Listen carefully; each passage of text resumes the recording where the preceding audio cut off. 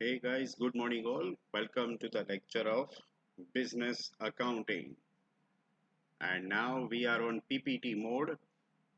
Of course, this is not my cartoon, so don't laugh. Today we are going to begin the fourth chapter,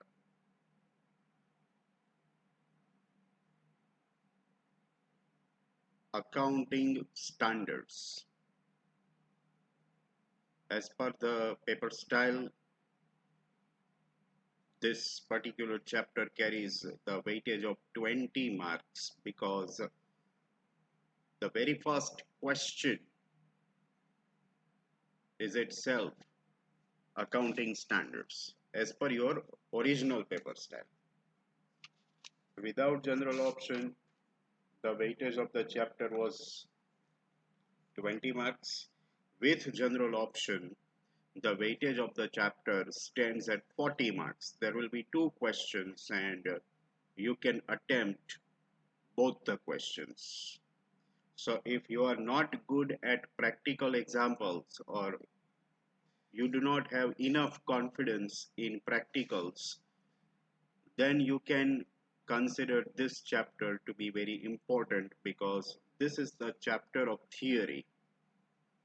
જે લોકોને practical सम्સમાં difficulty હોય અને practice કરવા છતાંય confidence ન આવતો હોય, ડાઉટફુલ હોય, તો એ લોકોને હું એવું સજેસ્ટ કરી શકું કે થિયરીનું આ ચેપ્ટર જે છે એ 40 માર્કનું છે, બરાબર છે, એને તમે કન્સિડર કરી શકો as a part of your examination preparation.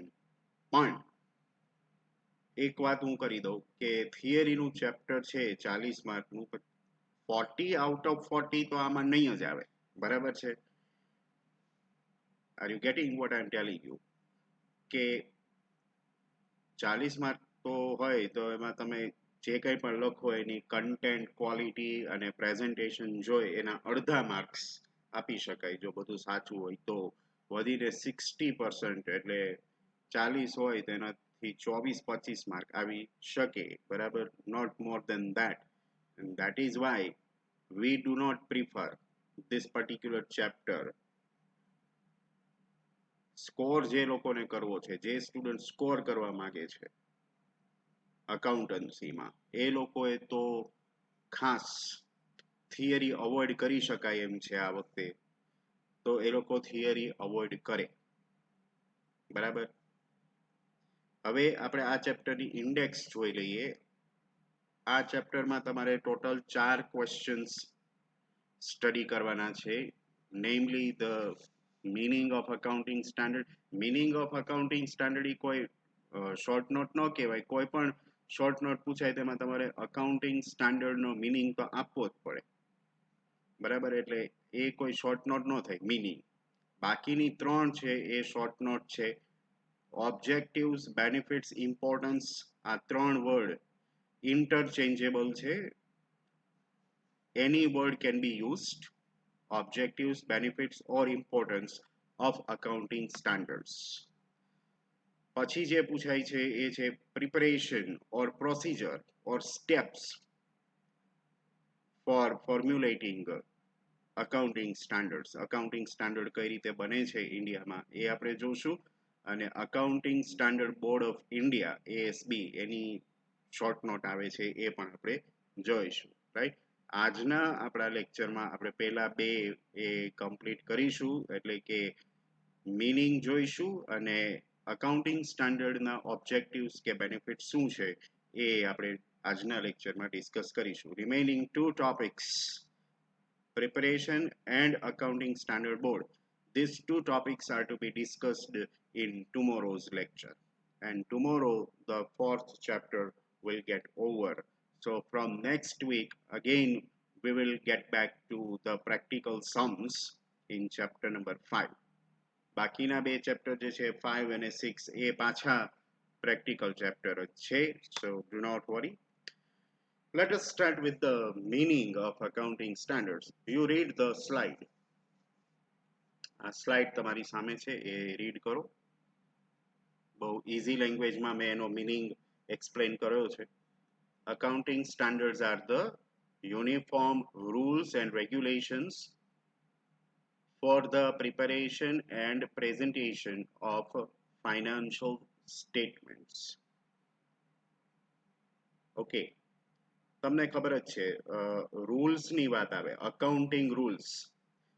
કોઈ પણને પૂછો કે there are how many rules, એટલે મોટા ભાગે સ્ટુડન્ટ્સ એવો આન્સર આપે કે there are 3 rules.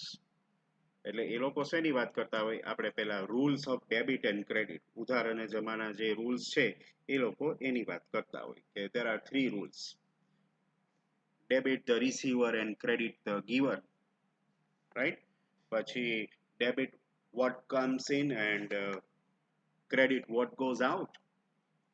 That's the second. And third, debit all expenses and losses, credit all incomes and gains. એ જે 3 રૂલ આપણે જોઈએ છીએ, આપણે સેમ 1 માં આ rules of debit and credit જોયા હતા, એ જર્નલ એન્ટ્રી માટેના રૂલ્સ છે. બરાબર છે? આમ નોંધ આપણે જે બનાવીએ છીએ એના જે રૂલ્સ છે એ હતા ઉધાર જમાના નિયમો. અહીંયા આગળ શેના રૂલ્સ મેં લખ્યા છે? Rules and regulations for the preparation and presentation of financial statements. Financial statement કયા કયા છે? કોઈ પણ ફર્મ કે કંપની જે એના ફાઇનલ અકાઉન્ટ્સ પ્રિપેર કરે તો એના જે ડોક્યુમેન્ટ્સ છે મેઇન કયા કયા બનાવે? તો કે એક હોય profit and loss account. Profit and loss અકાઉન્ટને બીજા નામથી પ્રોફિટ એન્ડ લોસ સ્ટેટમેન્ટ અથવા ઇન્કમ સ્ટેટમેન્ટ એવા નામથી પણ આપણે ઓળખી શકીએ, right? These are the synonyms: income statement, profit and loss statement and profit and loss account. બધું એક જ થયું. હું તમને એક વાત જણાવી દઉં અહીંયા કે આપણે જ્યારે ફાઇનલ અકાઉન્ટ્સ બનાવતા રેગ્યુલરમાં, ત્યારે આપણે trading account, profit and loss account, profit and loss appropriation account, આવું બધું અલગ અલગ બનાવતા. But in practice these accounts are not prepared separately. બધાનું વચ્ચે એક જ અકાઉન્ટ બને અને એને જ આપણે P&L અકાઉન્ટ કે P&L સ્ટેટમેન્ટ કે ઇન્કમ સ્ટેટમેન્ટ કહીએ. આ ઇન્કમ સ્ટેટમેન્ટ એ એક ફાઇનાન્શિયલ સ્ટેટમેન્ટ થયું. With the help of this income statement, we can come to know about profit or loss during the year. ગયા વર્ષે આપણે કેટલો પ્રોફિટ કર્યો અથવા કેટલો લોસ કર્યો એ આપણને ઇન્કમ સ્ટેટમેન્ટ કે પ્રોફિટ એન્ડ લોસ સ્ટેટમેન્ટ ઉપરથી ખબર પડે. Second financial statement is balance sheet. બરાબર છે? From the balance sheet, we can come to know about the financial position of the business.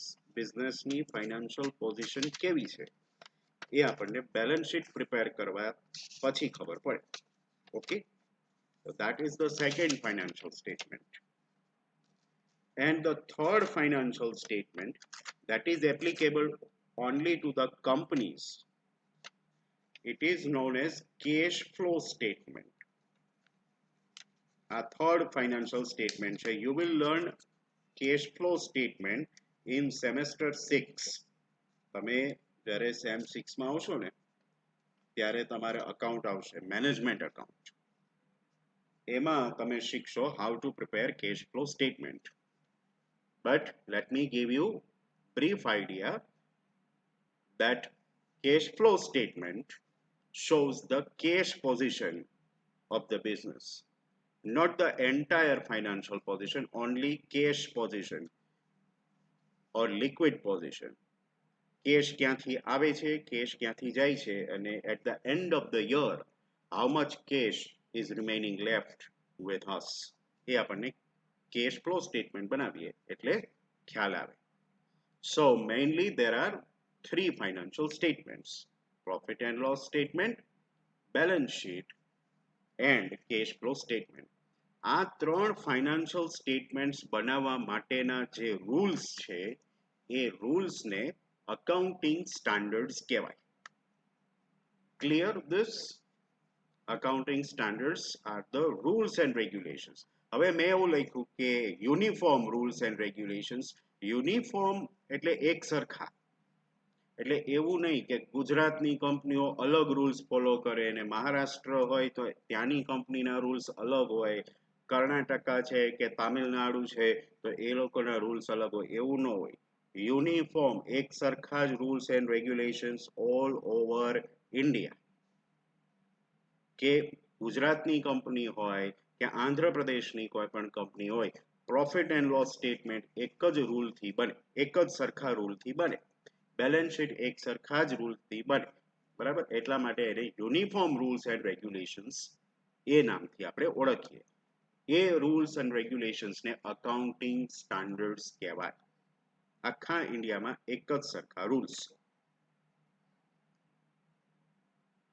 In other words, accounting standards are written documents issued by government or any other regulatory body or expert institution.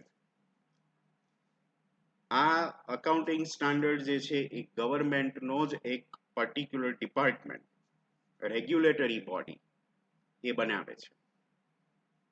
અકાઉન્ટિંગની supreme body એટલે ICAI. આગળ આવશે. ICAI એટલે the institute of chartered accountants of India. બરાબર? CA ની જે apex institution કહેવાય છે, highest authority, એ અકાઉન્ટિંગના બધા રૂલ્સ બનાવવાનું કામ કરે છે. અકાઉન્ટિંગ સ્ટાન્ડર્ડ એટલે અકાઉન્ટિંગ રૂલ્સ. શેના રિલેટેડ રૂલ્સ હોય તો કે ટ્રાન્ઝેક્શનને અકાઉન્ટમાં રેકોર્ડ કેવી રીતે કરવું, કઈ જગ્યાએ કરવું, બરાબર? એના રિલેટેડ બધા રૂલ્સ. જો નીચે લખ્યું છે, accounting standards covers various aspects of recognition, measurement, treatment, presentation and disclosure of accounting transactions in the financial statements. Financial સ્ટેટમેન્ટમાં અકાઉન્ટિંગ ઇન્ફોર્મેશન કઈ રીતે, કઈ જગ્યાએ બતાવવી, કઈ મેથડથી બતાવવી, એનું પ્રેઝન્ટેશન કઈ રીતે કરવાનું, એ બધું જે છે અકાઉન્ટિંગ સ્ટાન્ડર્ડમાં બતાવાયેલું હોય. આગળ વધીએ, ઓબ્જેક્ટિવ્સ ઉપર આવીએ એ પહેલા હું તમને કહી દઉં કે આવા કેટલા અકાઉન્ટિંગ સ્ટાન્ડર્ડ્સ છે અત્યારે એઝ ઓફ નાઉ. તો ICAI કે જે આપણે ત્યાં અકાઉન્ટિંગ સ્ટાન્ડર્ડ્સ પ્રિપેર કરવાનું કામ કરે છે, એણે અત્યાર સુધીમાં આવા 32 અકાઉન્ટિંગ સ્ટાન્ડર્ડ્સ આપેલા છે. 32. આ અત્યારનો ફિગર છે, બરાબર? 32 રૂલ્સ એક સાથે નથી આપેલા. ફ્રોમ ટાઈમ ટુ ટાઈમ એ નવા નવા અકાઉન્ટિંગ સ્ટાન્ડર્ડ બનાવતી જાય, ઇસ્યુ કરતી જાય, બનાવતી જાય, ઇસ્યુ કરતી જાય, એ રીતે થઈ અને અત્યારે ટોટલ 32 અકાઉન્ટિંગ સ્ટાન્ડર્ડ્સ થયા છે. બરાબર છે? હવે આખા ઇન્ડિયામાં જેટલી પણ કંપનીઝ છે બધાએ આ અકાઉન્ટિંગ સ્ટાન્ડર્ડ પ્રમાણે પોતાના ફાઇનાન્શિયલ સ્ટેટમેન્ટ્સ બનાવવા પડે. It is compulsory for all of them. Why? શું કામ? હવે ICAI એ એક સેન્ટ્રલ ઇન્સ્ટિટ્યુશન છે. એ આવડી મોટી તો એક્સરસાઇઝ એમને ન કરે. આપણે અકાઉન્ટિંગ સ્ટાન્ડર્ડ કઈ રીતે બને છે એ આવતીકાલે જોશું, પણ અત્યાર સુધીમાં 32 અકાઉન્ટિંગ સ્ટાન્ડર્ડ બની ગયા. અને હજી જેમ જેમ આપણે આગળ જાશું એમ જ્યારે જ્યારે નવી નવી રિક્વાયરમેન્ટ ઊભી થાય એમ એના રિલેટેડ અકાઉન્ટિંગ સ્ટાન્ડર્ડ બનાવવાનું ચાલુ જ હોય. It is a continuous process.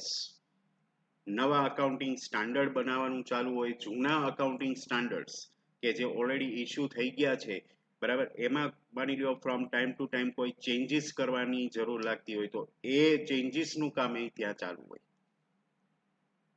તો આવડું મોટું ઓર્ગેનાઇઝેશન આવી નેશન વાઇડ એક્સરસાઇઝ કરે તો ઓબ્વિયસલી એમાંથી ઘણા બધા બેનિફિટ્સ મળતા હોય, એનાથી ઘણા બધા ઓબ્જેક્ટિવ્સ અચીવ થતા હોય, બરાબર, તો જ એ આવડી મોટી એક્સરસાઇઝ કરે, not otherwise you can understand that. તો જુઓ એના બધા ઓબ્જેક્ટિવ્સ વન બાય વન આવે છે કે જે તમને એક્ઝામમાં પણ પૂછાશે. એક તો financial statements show true and fair position of the business. When you prepare the financial statements with the help of accounting standards, then financial statements will become trustworthy, reliable, and it will disclose true and fair position or financial position of the business. Income statement and a balance sheet. તમને કહ્યું કે income statement shows profit or loss and balance sheet shows the financial position, right? હવે તમને ખબર જ છે અકાઉન્ટિંગમાં તો ગરબડ ગોટાળા કેટલા હોય, હે ને? આપણે ક્લાસમાં બેઠા બેઠા સમ કરતા હોય તો એટલા બધા ગરબડ ગોટાળા કરતા હોય. ક્લાસમાં શું ઘરે બેઠા બેઠા કરતા હોય તોય ગરબડ ગોટાળા થાય. હવે ગઈકાલની જ વાત લ્યો ને, ગઈકાલે મેં તમને પેલો સમ આપ્યો હતો હોમવર્કમાં, એના મેં આન્સરે આપી દીધા હતા, તોય તમારે ગોટાળા થયા જ હતા ને, નહોતા થયા? બરાબર. માંડ માંડ માંડ માંડ કરીને આન્સર આવ્યો ને ગણાઈને તો ન બી આવ્યો. આઈ નો ઇટ. તો આપણે તો અત્યારે અકાઉન્ટ શીખીએ છીએ, વી આર લર્નિંગ અકાઉન્ટ્સ, અને તોય આપણે ગોટા થતા હોય. તો એવા ગોટા તો જ્યાં જ્યાં અકાઉન્ટ હોય અહીંયા બધે થાય. એટલે ઘણીવાર એવું હોય કે કંપનીને અમુક રૂલ્સની ખબર ન હોય અને ખોટી રીતે ઇન્કમ સ્ટેટમેન્ટ બનાવે. ઘણી કંપની જે હાથે કરીને ખોટી એન્ટ્રીઝ ને એવું બતાવે અને એને કારણે પ્રોફિટ કે લોસ ખોટો આવે. બેલેન્સ શીટ ખોટી રીતે બનાવ્યું હોય કારણ કે એ લોકોને રૂલ્સની ખબર જ ન હોય. બધા આડેધડ પોતપોતાની રીતે પ્રોફિટ એન્ડ લોસ સ્ટેટમેન્ટ અને બેલેન્સ શીટ બનાવે તો શું થાય? આપણે જ્યારે એ પ્રોફિટ એન્ડ લોસ સ્ટેટમેન્ટ વાંચીએ કે બેલેન્સ શીટ રિફર કરીએ તો આપણને એના બિઝનેસ વિશે સાચો ખ્યાલ ન આવે. બરાબર. એને બદલે એક કોમન રૂલ્સ બનાવીને આપેલા હોય અને એ રૂલ્સ પ્રમાણે જ એ લોકો બધા ફાઇનાન્શિયલ સ્ટેટમેન્ટ્સ બનાવે તો એ જે છે રિલાયબલ બને, ટ્રસ્ટવર્ધી બને, ટ્રાન્સપરન્ટ બને, બરાબર છે, અને સાચી રીતે બને. More importantly financial statements are correctly prepared. Correctness વધી જાય, એક્યુરસી વધી જાય, બરાબર છે. મેનેજમેન્ટ ઇફેક્ટિવનેસ વધે, મેનેજમેન્ટ એફિશિયન્સી વધે. ઇફેક્ટિવનેસ કે એફિશિયન્સીને હું એ કોન્ટેક્સમાં કહું છું કે ઘણીવાર મેનેજમેન્ટ જે છે બધા મેનેજમેન્ટ એવા ન હોય કે જે અકાઉન્ટમાં ગોટા જ કરતા હોય. ઘણાવાર એવું બી બનતું હોય કે કંપનીમાં જે અકાઉન્ટ્સ ડિપાર્ટમેન્ટ છે એને સાચા રૂલ્સની ખબર ન હોય, સાચી મેથડની ખબર ન હોય અને એને કારણે અનઇન્ટેન્શનલી ખોટી રીતે એ લોકો બનાવી નાખતા હોય પ્રોફિટ એન્ડ લોસ અકાઉન્ટ કે બેલેન્સ શીટ. તો આવા રૂલ્સ બનાવેલા હોય એ બધાને ઇન્ફોર્મ થયેલા હોય અને પછી એ પ્રમાણે જો બનાવે તો એ મેનેજમેન્ટની ઇફેક્ટિવનેસ અને એફિશિયન્સી પણ વધે છે. Read the next points which are visible on your screen. Confidence of various stakeholders increase. જો અહીંયા આગળ મેં ખાલી stakeholders એવો વર્ડ યુઝ કરેલો છે. સ્ટેકહોલ્ડર્સમાં ઘણા બધા આવી જાય. સ્ટેકહોલ્ડર્સ એટલે જ ઇન્વેસ્ટર્સ. પણ સ્ટેકહોલ્ડર્સમાં આવે કોણ કોણ? તો કે બધા શેર હોલ્ડર્સ આવી જાય. Share holders are part of stakeholders. Stakeholders are much more than shareholders. Equity shareholders, preference shareholders, debenture holders, banks કે જેની પાસેથી આપણે લોન લઈ એવા હોય, અધર નોન બેન્કિંગ ફાઇનાન્શિયલ ઇન્સ્ટિટ્યુશન્સ જેની પાસેથી આપણે લોન બોરો કરી હોય, પછી આપણી ઇન્સ્યોરન્સ કંપનીઝ જેની પાસે આપણે ઇન્સ્યોરન્સ લીધો છે એ, આપણા સપ્લાયર્સ કે જે આપણને રો મટીરિયલ સપ્લાય કરે છે, આપણા કસ્ટમર્સ, વર્કર્સ, આપણા employees, government itself and the public at large. આ બધા જે છે આપણા બિઝનેસની સાથે કોઈ ડાયરેક્ટલી કોઈ ઇનડાયરેક્ટલી કનેક્ટેડ હોય જ છે. બરાબર છે. એ બધાનું આપણી કંપની સાથે એક હિત જોડાયેલું હોય છે. They have vested interest in our company They are known as stakeholders. Stakeholders. આપણે અકાઉન્ટિંગ સ્ટાન્ડર્ડ્સ ફોલો કરતા હોઈએ એટલે અકાઉન્ટિંગ સ્ટાન્ડર્ડની હેલ્પ લઈને બનેલા ફાઇનાન્શિયલ સ્ટેટમેન્ટ્સ હંમેશા ટ્રાન્સપરન્ટ હોય, સાચી રીતે બનાવેલા હોય, મેં હમણાં વાત કરી એક્યુરેટ હોય, રિલાયેબલ હોય, અને એને કારણે જ શું થાય કે આપણા જે સ્ટેક હોલ્ડર્સ છે એનો કંપની ઉપર કોન્ફિડન્સ વધે, ટ્રસ્ટ વધે, બરાબર. અધરવાઇઝ શું થાય કે આપણે અમુક ઇન્ફોર્મેશન પ્રોવાઈડ કરીએ, અમુક ઇન્ફોર્મેશન આપણે હાઇડ કરી દઈએ, ડિસ્ક્લોઝ જ ન કરીએ, તો એને કારણે ઇન્વેસ્ટર્સ સાથે કોન્ફ્લિક્ટ્સ થાય. કોન્ફ્લિક્ટ્સ એટલે ઇન્વેસ્ટર્સની સાથે ડિસ્પ્યુટ્સ થાય. આ બધા જે આપણા ઇન્વેસ્ટર્સ છે they are interested in knowing about our profitability as well as financial position. આપણી કંપની પ્રોફિટ કરે છે કે લોસ કરે છે એ લોકોને પૂરેપૂરો રાઈટ છે જાણવાનો. આપણી કંપનીની ફાઇનાન્શિયલ પોઝિશન કેવી છે, year after year it is strengthening or weakening, એ મજબૂત થતી જાય છે કે આપણી કંપની નબળી પડતી જાય છે, એ જાણવાનો પણ એ લોકોને પૂરેપૂરો રાઈટ છે. અને એ બધી ઇન્ફોર્મેશન એમને આપણા ફાઇનાન્શિયલ સ્ટેટમેન્ટમાંથી જ મળે. એટલે ફાઇનાન્શિયલ સ્ટેટમેન્ટ્સ એવી જ રીતે બનેલા હોવા જોઈએ કે જેથી બધા ઇન્વેસ્ટર્સને એના માટે જે જરૂરી હોય બધી ઇન્ફોર્મેશન મળી રહેવી જોઈએ. અને આવું તો જ થઈ શકે જો ફાઇનાન્શિયલ સ્ટેટમેન્ટ્સ છે એ અકાઉન્ટિંગ સ્ટાન્ડર્ડ્સ કે જે 32 છે એની હેલ્પ લઈ અને બનાવેલા હોય. ઇવન ગવર્મેન્ટને પણ ખ્યાલ આવે, કારણ કે ગવર્મેન્ટને બી આપણી કંપની સાથે પેલું ડીલિંગ તો છે જ ને. આપણી કંપની પાસેથી એ ટેક્સીસ લે છે, જીએસટી લે છે, કોર્પોરેટ ટેક્સ લે છે પ્રોફિટ ઉપર.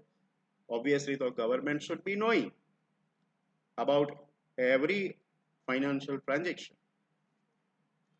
And the last 4 points, analysis for prospective investors. Prospective investors એટલે શું છે કે અત્યારે આપણી કંપનીના ઇન્વેસ્ટર નથી, ભવિષ્યમાં ઇન્વેસ્ટ કરી શકે.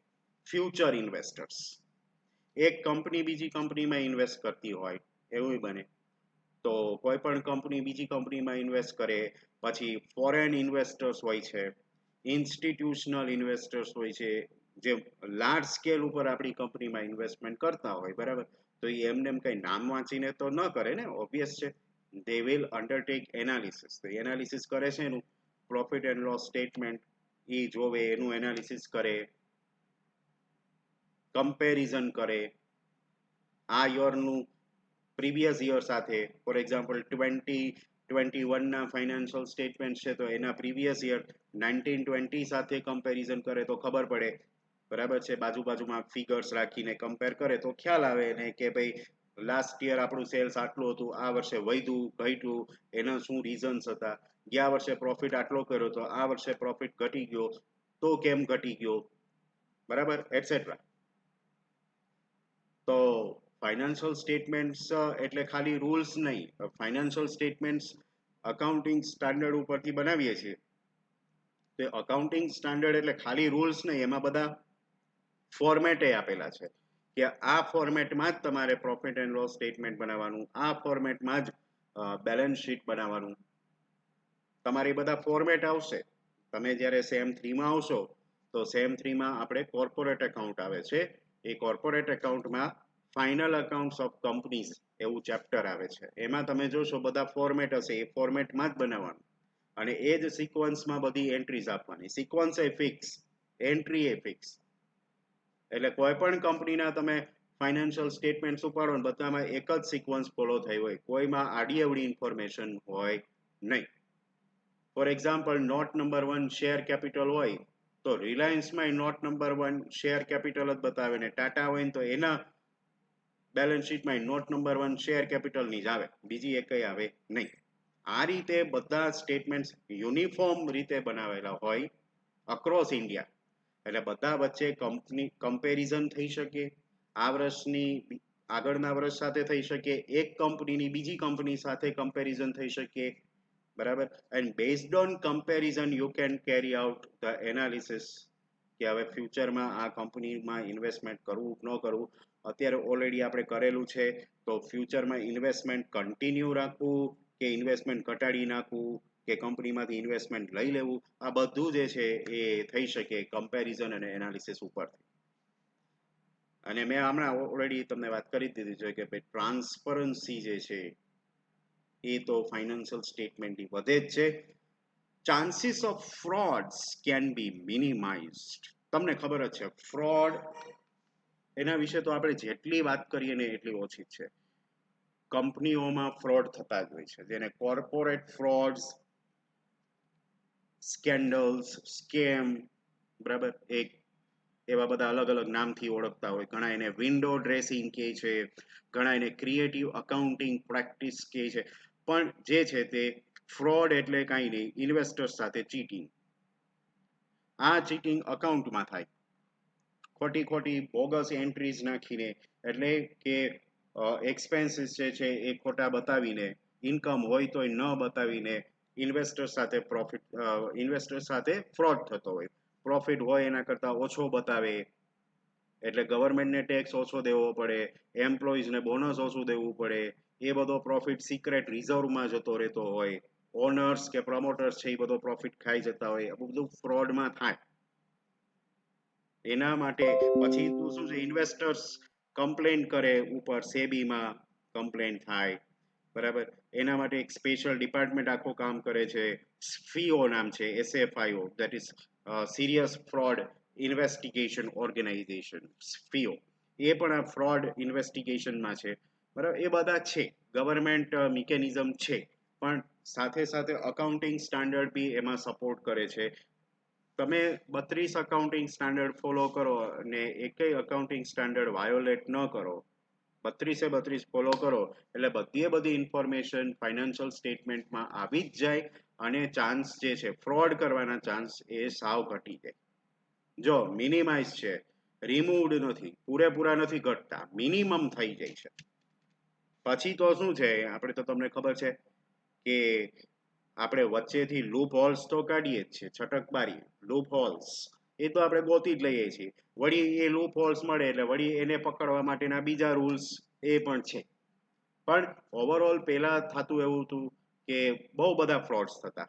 જ્યારે આ બધા અકાઉન્ટિંગ સ્ટાન્ડર્ડ્સ નહોતા ત્યારે ફ્રોડ્સ ખૂબ થતા, અને billions of rupees were siphoned off, બરાબર.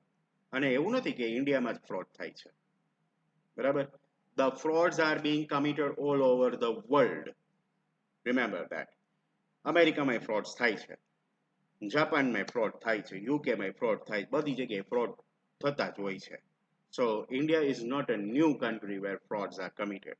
પણ ફ્રોડ થાય એક વાત છે, પણ પછી તમારે એઝ અ રેગ્યુલેટર ફ્રોડ પકડવા પડે, એના માટે જે કોઈ પણ રિસ્પોન્સિબલ હોય એને પકડી, બરાબર, એની પાસેથી બધા પૈસા કઢાવવા પડે, એ જેના પૈસા હોય બધા ઇન્વેસ્ટર્સ કે સ્ટેક હોલ્ડર્સ એને રિટર્ન કરવા પડે.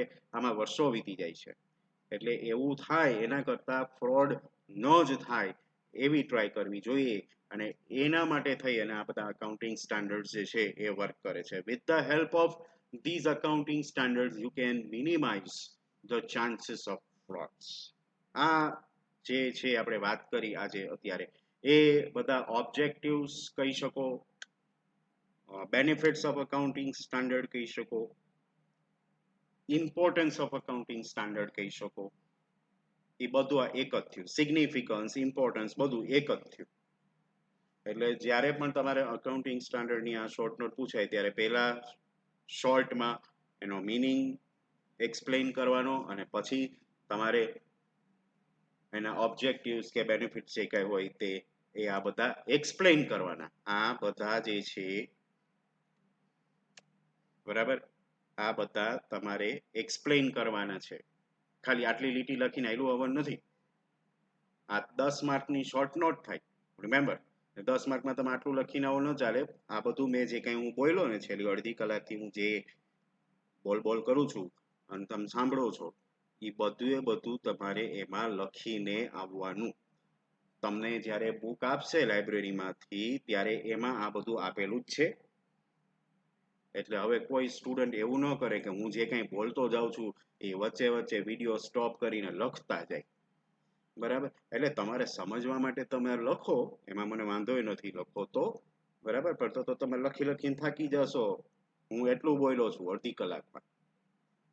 બરાબર, એટલે તમને ખ્યાલ આવી ગયો હોય તો તમે તમારી લેંગ્વેજમાં કન્વર્ટ કરીને પણ લખી શકો. પણ ખાલી આટલી લાઇન્સ જ ન લખતા, એને એક્સપ્લેન કરજો, એક એકને ડિટેલમાં એક્સપ્લેન કરજો. Okay, fine. So this particular lecture, Accounting Standards Part 1, comes to the end. Tomorrow we will have Part 2, and tomorrow we will finish the remaining two topics and finish the chapter as well. Till then, see you all.